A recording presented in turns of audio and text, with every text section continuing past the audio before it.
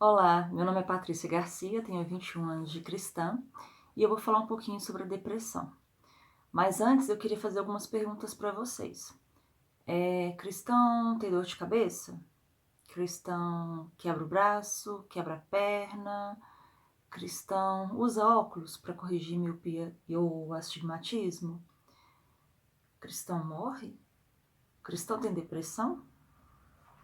A depressão é uma doença difícil de explicar, porque ela não é uma doença que se possa ver, né, de uma forma, da mesma forma que quando uma pessoa quebra um braço, você não pode explicar ela como se fosse uma dor de cabeça. Então as pessoas normalmente têm muito preconceito, porque você não consegue ver os sintomas, né, você sente os sintomas. Mas ela tem, né, ela é vista pelos sintomas, que podem ser humor deprimido, interesse ou prazer diminuído nas atividades, distúrbios de apetite, a pessoa ganha peso, perde peso, né? Distúrbios de sono, a pessoa tem insônia ou dorme demais. Uma redução geral, né, no nível de atividade, ela se agita demais, fica ansiosa demais, fadiga ou perda de energia, sentimentos de inutilidade, de culpa, confusão cognitiva ou ideação suicida. É normal a gente sentir alguns desses sintomas, né, de cansaço, de desânimo, em vários momentos da nossa vida, principalmente em situações de estresse ou por causa de um luto. Mas se esses sintomas permanecem por muito tempo, a gente precisa buscar ajuda médica para ter um diagnóstico adequado, né? Como cristãos, a gente também passa por situações de estresse e angústia. A gente sente medo, a gente sente tristeza, a gente luta com todas as lutas que as pessoas que também não creem em Deus passam. E por isso a gente também está sujeito à depressão. E também estamos sujeitos a desejar a morte. Né? E não é porque não estamos amando o próximo, não é porque não estamos praticando as escrituras, não é por falta de fé. Muitas vezes a gente até está fazendo muitas coisas na igreja, mas vem esse sentimento de cansaço, de desânimo, essa sensação, né, de estar sempre cansado, de ser, né, às vezes eu me sinto como um celular com a bateria descarregada, né, com a bateria viciada, que você está sempre carregando energia e nunca, ele parece que nunca está bem o suficiente, né? E aí, um exemplo muito interessante que a gente tem na Bíblia, é claro que lá não fala assim, Elias teve depressão, mas houve um momento da vida do profeta Elias que ele demonstrou esses sintomas. E aí eu vou ler para vocês e eu gostaria que vocês prestassem muita atenção na fala de Elias. Ele tinha acabado de fazer um milagre incrível, ele tinha pedido, orado, né? Deus mandou o fogo do céu para queimar o holocausto. E aí ele tinha, né, matou os profetas de Baal. E aí, quando isso aconteceu, a rainha da época falou que ia matar Elias. E aí ele sentiu medo, né? Como todos nós sentimos medo. E aí ele fugiu para salvar a vida. Mas eu vou ler e eu queria que vocês prestassem muita atenção na fala de Elias, porque mostra essa questão, né? O que a gente sente quando a gente tem depressão. E aí essa escritura tem 1 Reis 19, começa no versículo 1. Ora, Acabe contou a Jezabel tudo que Elias tinha feito, e como havia matado todos aqueles profetas à espada. Por isso Jezabel mandou o mensageiro Elias para dizer-lhe: que os deuses me castiguem com todo rigor, se amanhã nesta hora eu não fizer com a sua vida o que você fez com a deles. Elias teve medo e fugiu para salvar a vida. Em Berseba, de Judá, ele deixou seu servo. Entrou no deserto, caminhando um dia. Chegou a um pé de giesta, sentou-se debaixo dele e orou, pedindo a morte. Já tive o bastante, Senhor, tira minha vida. Não sou melhor do que os meus antepassados. Depois deitou-se debaixo da árvore e dormiu. De repente um anjo tocou nele e disse: levante-se e coma. Elias olhou ao redor ali e viu junto à sua cabeça um pão assado sobre brasas quentes e um jarro de água. Ele comeu, bebeu, deitou-se de novo. O anjo do Senhor voltou, tocou nele e disse: Levante-se e coma, pois a sua viagem será muito longa. Então ele se levantou, comeu e bebeu. Fortalecido com aquela comida, viajou 40 dias e 40 noites até chegar a Horebe, o monte de Deus. Ali entrou numa caverna e passou a noite. Se a gente parar para pensar, esse momento de Elias, né, foi o momento de que ele desejou mesmo morrer, né? Ele se comportou como alguém que está com depressão. Ele dormiu, acordou e comeu, dormiu de novo, não queria viver mais, porque ele estava cansado, né, de tudo que estava acontecendo ao redor dele. E aí, quando Deus fala com ele fala, olha, já te viu bastante, né, já chega. Então, essa é uma forma, né, o sono, o cansaço, faz com que a gente não consiga lidar com as situações ao redor. Então, um cristão também se sente assim às vezes, né?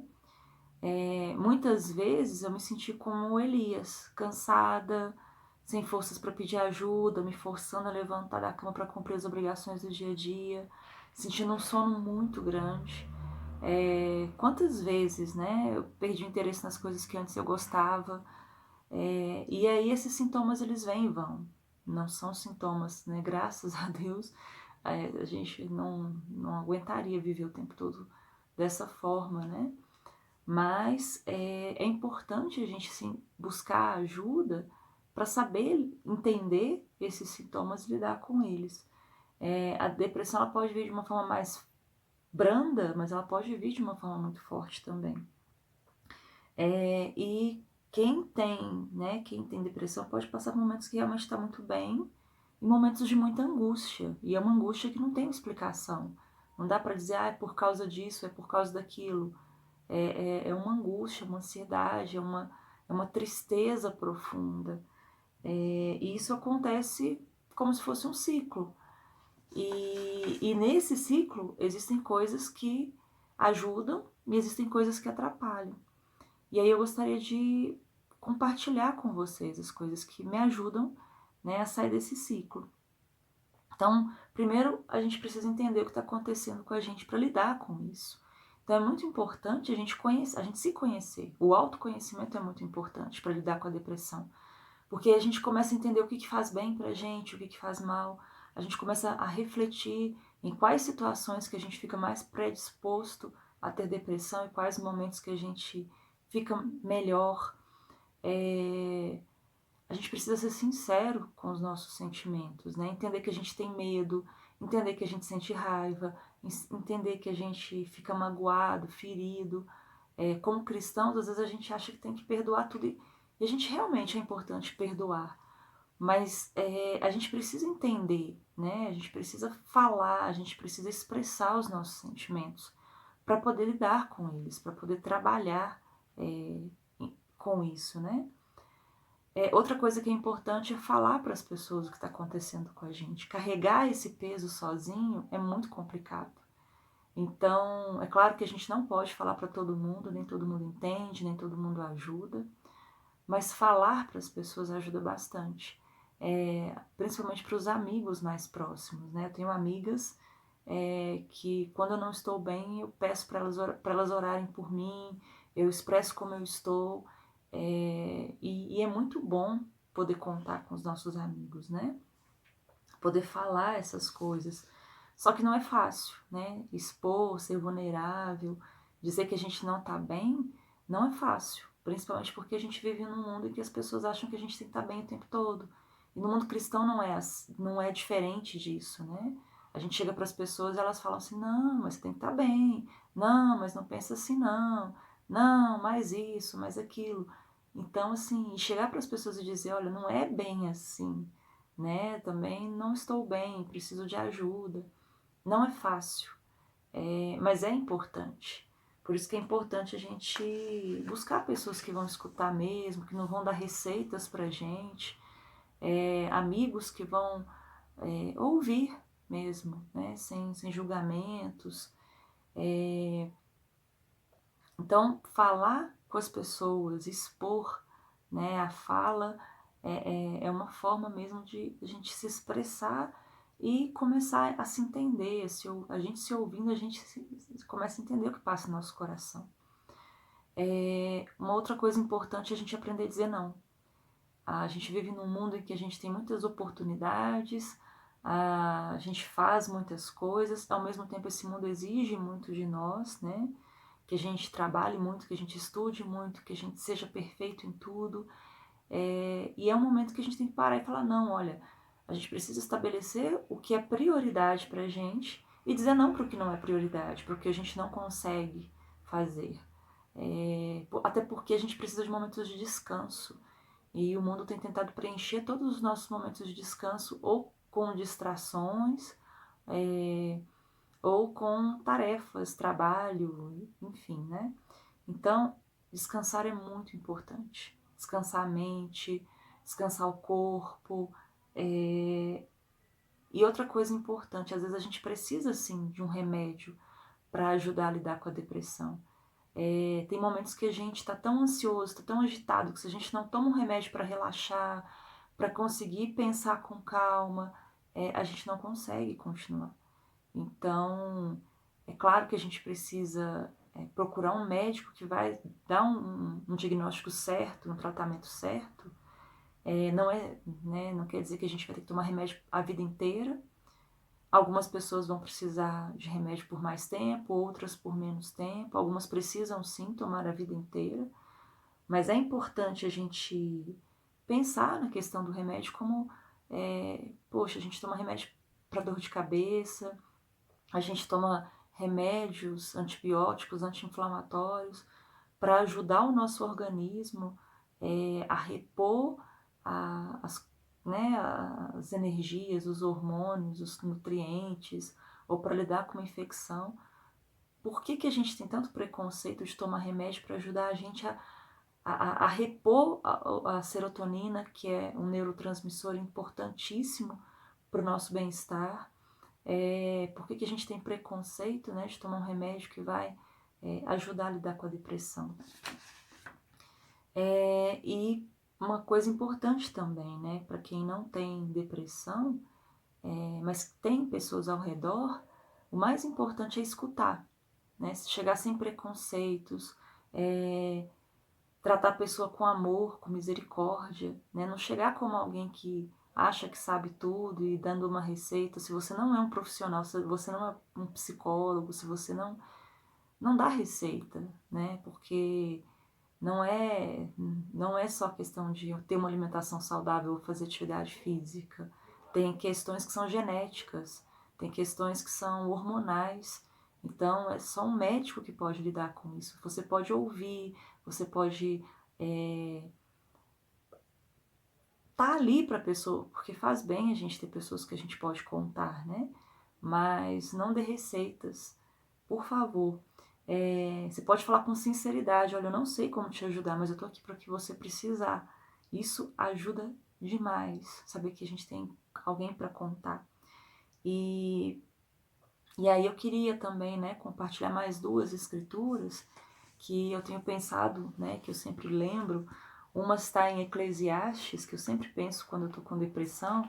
Eclesiastes é um livro bem de uma pessoa bem desanimada, né, de uma pessoa que já viveu tudo, né, que é Salomão. Ele não se negou nenhum prazer, mas ele começa o livro dele de uma forma muito pessimista, que tem Eclesiastes 1, fala assim: nada tem sentido. As palavras do mestre, filho de Davi, rei em Jerusalém.